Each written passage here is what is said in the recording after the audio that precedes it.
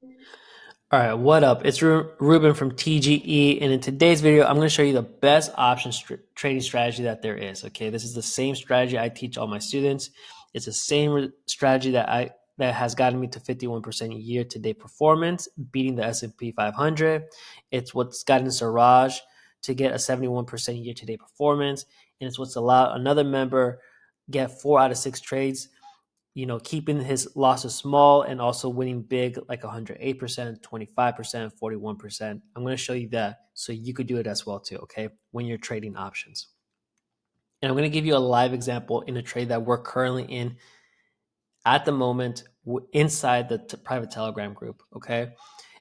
Which is PDD. I might have broken this down in past videos, but I'm going to break it down again so you can do the same thing. And I'm going to tell you why and how, and I'll give you a DIY version to set price targets. All right, let's talk about first what makes a good trading strategy in the first place. What components do we need?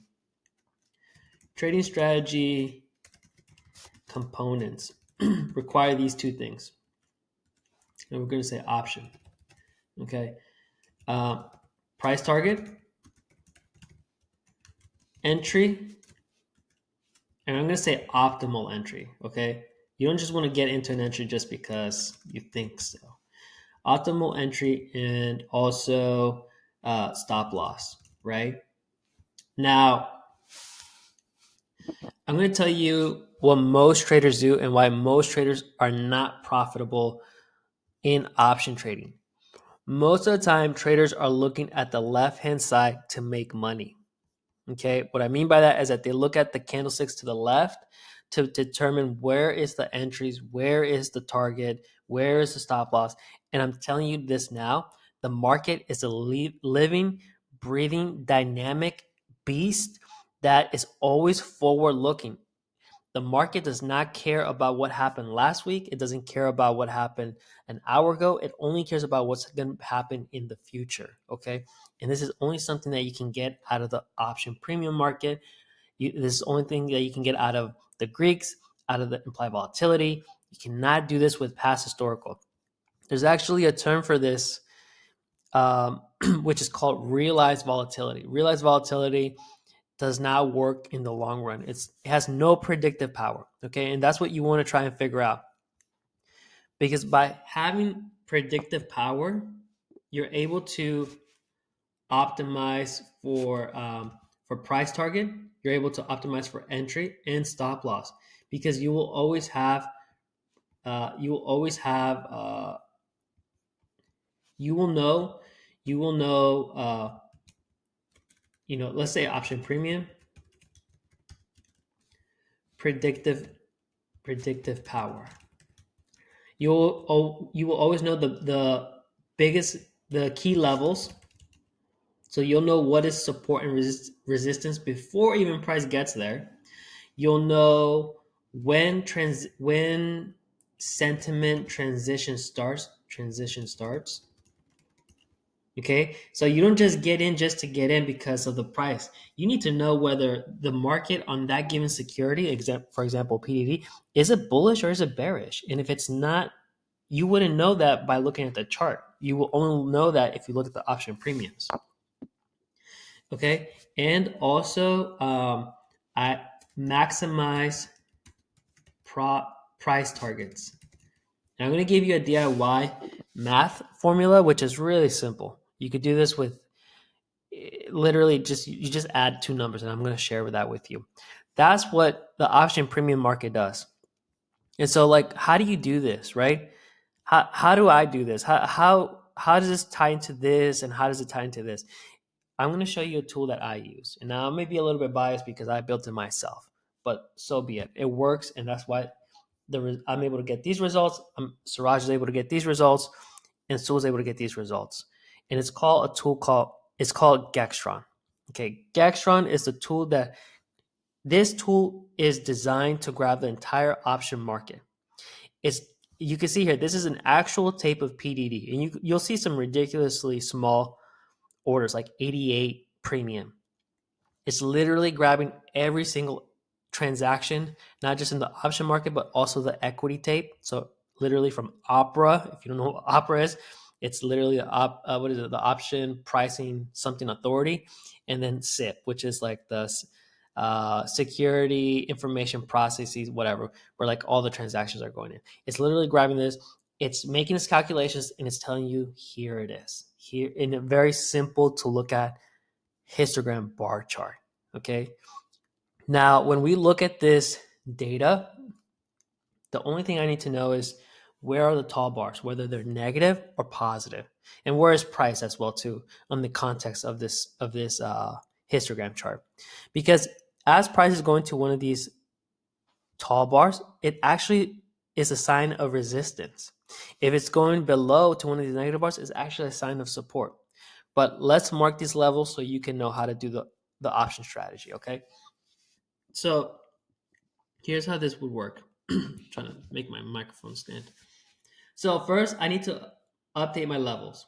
I'm going to explain to you how I got into this trade so you can see it right now. Right now, even the option trade is up 50% on the contracts, and I got to notify my team anyways. So give me 1 second. 50% ROI on PDD. We're raking cash with PDD. Okay, how does this work? Why did I get in? I'm going to show you here.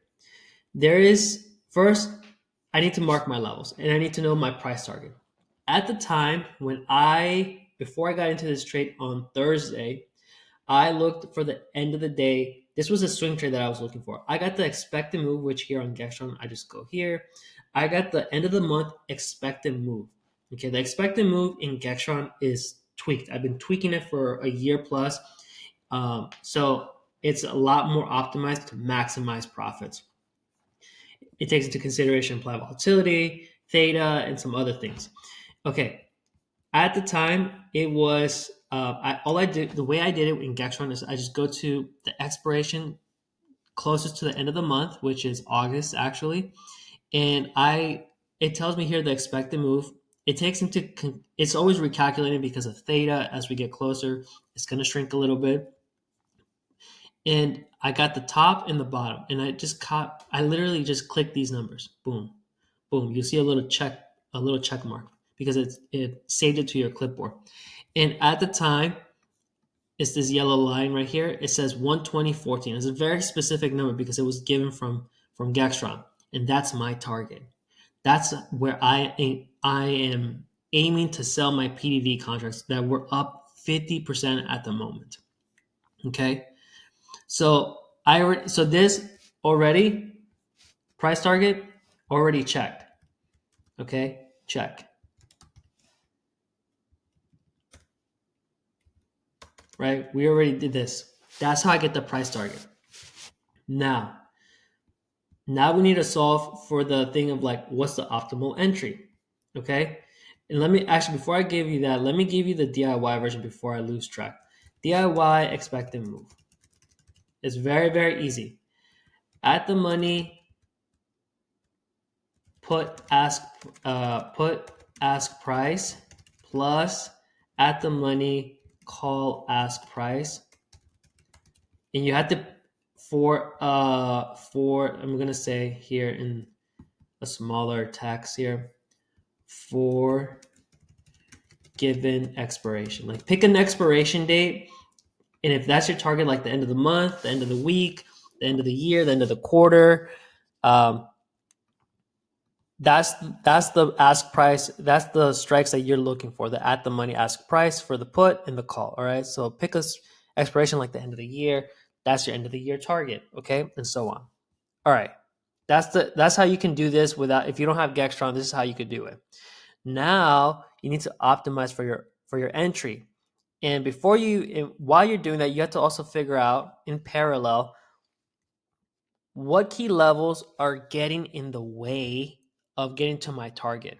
Okay, and also when does the sentiment transition start? And I'm actually going to show you this here on this example. PDD, when I got in here, we have a level here called PTrans. PTrans used to be 106. Okay, it used to be like 106, and when I got into this trade, it's 109 now. Okay, so I'm going to explain this, which is very important. When I got into this trade, I said, wonderful. I let my team know, hey, PDD is above PTrans. We have a couple levels, but the end of the month target is going to be 120, which we're heading towards it, right? Now the contracts are up 50%. And my cue to get into the contract was because I was looking at the daily time frame. I said, we're going to get in now.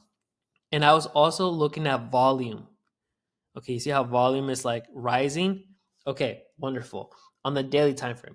So I got into the contract for October because I'm thinking about the end of the month. I got October contracts because I wanted to give it enough time to play out. And I'm aware of the levels that are coming up. Okay, so my entry was to get when price got above P-trends, and a better confirmation was when volume started to pick up. Okay, that is how I got into my entry. As long as you're above P-trends, that's the start of a bullish sentiment for that security. You see here, when we're not above P-trends, it's just idling sideways, which is perfectly normal. But the only way I want to get in is if we're above P-trends, because that gives me a directional bias to the upside. Then I can go long. Okay, wonderful. Now that I know my entry, let's go back here. Entry check. Optimal entry.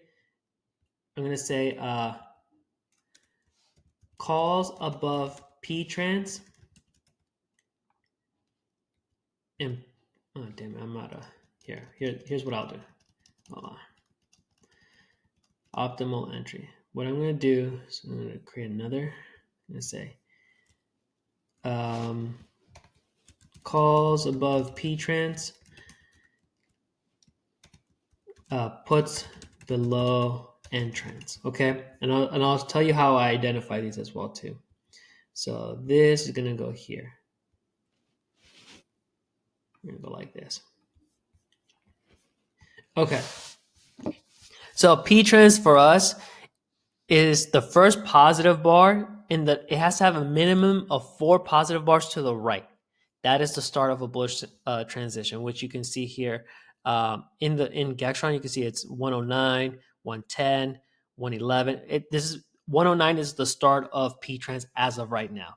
Okay, back then it was 106. That's where it started, and then N-trans here is not this 108 because you can see here that there's a green bar right there, and I can just kind of zoom in here.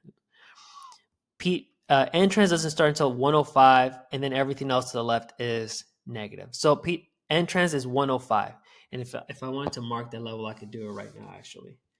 So I'm going to say 10. I just create a line. I say 105. This is where N-trans begins. This is where the bearish sentiment begins. Okay, wonderful. With that said, note at the time we were above P-trans and we got in. That was my signal to get into a long position with PDD because the risk versus reward was very healthy, right? 1 to 5 at the time. Now you notice that P-trans is at 109. This is really, really important, okay? Why is this important? Most traders look to the left and they have static key levels, okay? Think of it this way. Let's say you have a room and it's pitch black. It's dark. You cannot see anything. You know that there's there's a wall, and on the other side there's another wall, and your objective is to get from one side to the other. When you're looking to the left-hand side and everything is static, it's like walking in the room without no light, no flashlight, no nothing, right? And so what that does is that you may crash into things. You may crash into furniture, into something hard, into another wall. You don't know. But when you have a tool like Gextron that's constantly updating as the market is going throughout the day, because this is updating, as you can see, every second of the hour in the market, it's constantly updating the levels. It's constantly projecting what the key levels in the future are going to be. It's like having a little candlelight that's lit, and you can kind of make out things like, oh, this is a table, this is a chair. So you can kind of swerve around it and see, oh, this is a huge countertop. It may be a huge level of resistance for me to get to the other side of the wall, right? That's why Gextron is so powerful. That's why a lot of the members are able to get 71%, 108% returns, right? So with that said, this really important that when you're trading options, you need something that is you need to have your key levels be dynamic, because and like so you can be reactive, right? You don't have to be like stalling and be like, is this still a good key level? Like, you don't know. You need to know. You only know this through the option market, and Gextron does that easy for me because I could just look at this and this will shift. You can see back then it was 106. Today it's actually 109. Awesome. I just update my lines. That's all I got to do. Okay. Now that you know the optimal entry, you know how to set the key levels, right? Which I think I covered that. Key levels, sentiment. You know when sentiment transition starts. Below entrance is bearish, above P-trans is bullish. If you can catch the move just as it's going above P-trans, that's a great entry. If you can catch it when it's going below entrance, that's a great entry for puts. And you know how to maximize price targets because of the expected move. This is the DIY version, but the Gextron version is a lot more tweaked. Okay. And that's it. Now for stop losses. How do you set stop losses? Because just like Sewell and just like every other trader, you're going to have losses, and it's perfectly normal. And the thing is, when you're trading, you don't know how those losses are going to come. You don't know if it's going to be 3 in a row, 2 days in a row, a week in a row. It's very, very possible. And so the way you combat that is with having small losses. Now, when it comes to losses, it's very, very simple, right? I give myself enough time. Let me give you a real example here. For PDD, the only way I get out of this trade as of right now is it used to be 106, right? Because if we're below 106, it's the final level of support for the upside. Now it's 109. So now in my head, I'm like, okay, if PDD gets below 109 because it's the positive transition, then I get out, and that's it. I will grab whatever I possibly can, even if that's 10%, and I will get out. And that is how I think about stop losses. That's how I keep my stop losses extremely small. I can have a series of losses. I can have a very low win rate, but come out profitable because my targets, my RVR is much better than my losses, right? And you can only do that also with consistent position sizing. Now, when it comes to selecting contracts, expirations, whether you want to day trade, swing trade, it really depends on what time frame you're looking at. I like swing trading a lot, so I look at the daily, I look at the weekly, and in my head, I'm automatically thinking like 60 to 120 days out, maybe even leap years, which I'm doing with SMCI. If I'm day trading, I'm looking at the 30-minute time frame and the hourly time frame. Okay, but it's the same levels. Like, you have to know what the targets are. In the case of, like, if you want weekly levels, day trading targets, you just go to the expected move here on Gextron, and I look for today's expiration, which is July 25th. So you can go to 116 and 108, and those are the targets. All right. I hope that was helpful. That's pretty much it. If you want to have an edge, if you want the best option trading strategy that there is, so you can have returns like this and have a consistency throughout the month over month, year over year, this is the strategy that I recommend. Okay. Use tools that are forward looking, not static. Okay. And if you want to trade with me, I'll put a couple links in the description. If you want to look at Gextron, join the free community. I'll put a link in the description. Send me a DM and just ask me about Gextron, and we can schedule a demo. All right. Peace out.